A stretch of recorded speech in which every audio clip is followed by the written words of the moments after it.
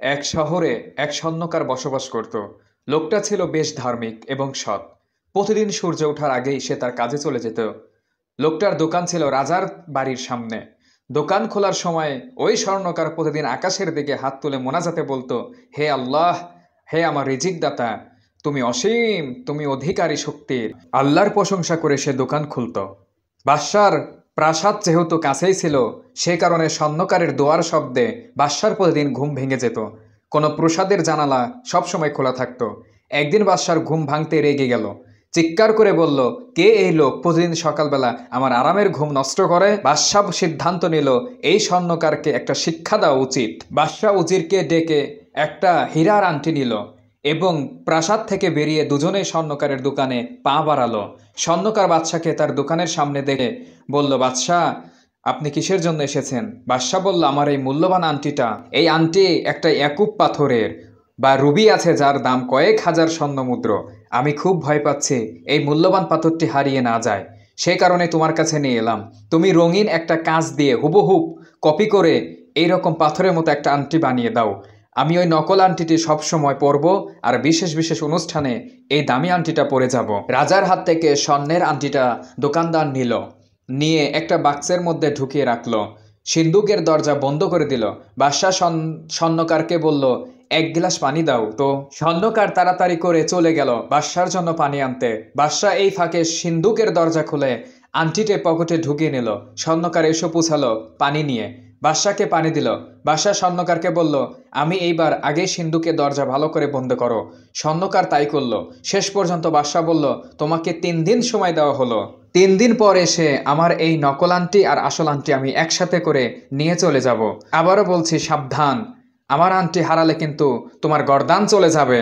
এই বলে বাদশাহ উজির সহ সেইখান থেকে চলে গেল সমুদ্রের দিকে। সমুদ্রের পাড়ে গিয়ে একটা নৌকায় চলল। নৌকা সমুদ্রের তীর থেকে বেশ খানিকটা দূরে। মাঝ নদীতে আসার পর বাদশাহ স্বর্ণের আংটিটি পানিতে ফেলে দিল। তারপর বাদশাহ এবং উজির রাজদরবারে ফিরে গেল। এদিকে স্বর্ণকার তার দোকান বন্ধ করে বাসায় ফিরে গেল। তার স্ত্রীকে পুরো ঘটনা বলল। স্ত্রী তাকে বলল, তাড়াতাড়ি দোকানে ফিরে যাও। নকল আংটি বানানোর আগে এইভাবে বাদশার আংটি সিন্ধুকে রেখে আসা ঠিক হয়নি তোমার। বাদশাহ না বলল, ওই আংটি হারালে তোমার গর্দান যাবে, তাড়াতাড়ি ফিরে যাও। এক মুহূর্তের জন্য বাদশার আংটির থেকে তুমি আলাদা হবে না। স্বর্ণকারের বউয়ের কথা শুনে তাড়াতাড়ি ফিরে গেল দোকানে। সিন্ধুকের দরজা খুলে ছোট্ট বাক্সটা বের করে আনলো। খুলে দেখলো বাক্স খালি, কিছুই নেই ভিতরে। স্বর্ণকার অবাক হয়ে গেল, কোথায় গেল আংটি, কিভাবে গেল? ততক্ষণে স্বর্ণকারের বউ স্বামীর জন্য খাবার নিয়ে এলো দোকানে। এসে দেখে স্বর্ণকারের ভীষণ মন খারাপ। স্বর্ণকারের বউ বলল, আংটি নেই সিন্ধুকে। বউ সারাদিন স্বামীর সাথে আংটি খুঁজতে লাগলো। অনেক খোঁজাখুঁজির পরেও কোনো কাজে আসলো না। এভাবে 3 দিন চলে গেল। ওই 3 দিন পর বাদশাহ স্বর্ণকারের দোয়া শোনেনি। বাদশার ঘুমেও ডিস্টার্ব হয়নি। বাদশাহ তার উজিরকে ডেকে বলল, আমার প্ল্যানটা কাজে লেগেছে। স্বর্ণকার আর সকাল সকাল আমার ঘুম ভাঙতে আসে না, কিন্তু চতুর্থ দিন সকালে হওয়ার আগেই বাদশার ঘুম ভাঙল স্বর্ণকার দুহাত তোলার শব্দে।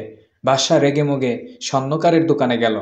তার সাথে তলোয়ার হাতে তার এক সিপাই গেল। বাদশাহ গিয়ে দেখে স্বর্ণকার বেশ হাসি খুশি। বাদশার রাগ চড়াই উঠে গেল এ অবস্থা দেখে।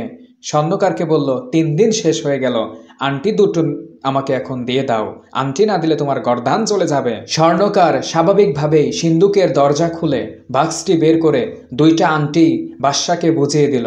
এ অবস্থা দেখে বাদশাহ অবাক হয়ে বলল, অসম্ভব, অবিশ্বাস্য, কি কারণে এই আংটি তুমি পেলে?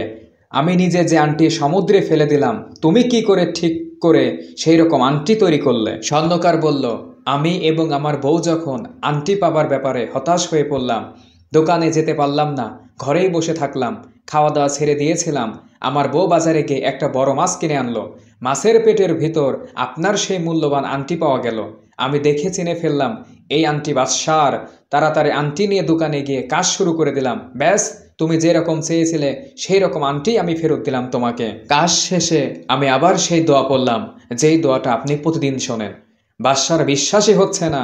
দুহাত বাড়িয়ে স্বর্ণকারকে বুকে জড়িয়ে নিয়ে বলল, সুবহান আল্লাহ, তুমি আসলেই এক নেককার বান্দা। আমি তোমাকে বিপদে ফেলার জন্য যা যা করেছি সেই সবের জন্য ক্ষমা চাচ্ছি। এরপর বাদশাহ সিপাহীকে বলল, স্বর্ণকারের জন্য বিরাট একটা থলি ভর্তি করে দিনার নিয়ে আসলো। সিফাই তাই করলো। বাদশাহ সেগুলো স্বর্ণকারকে উপহার দিয়ে বলল, এবং বাদশাহ স্বর্ণকারকে বলল, প্রতিদিন সকালে তুমি দোয়ার মাধ্যমে আমাকে ঘুম থেকে জাগাবে, দোয়া করবে, হে মহাজ্ঞানী রিজিকদাতা, তুমি তো অসীম ক্ষমতার অধিকারী, সকল কিছুর উপর তুমি সর্বশক্তিমান। সমুদ্রের তলায় যদি কোনো জিনিস পড়ে থাকে তা তুমি ফিরিয়ে আনার ক্ষমতা রাখো। সুবহান আল্লাহ, আলহামদুলিল্লাহ।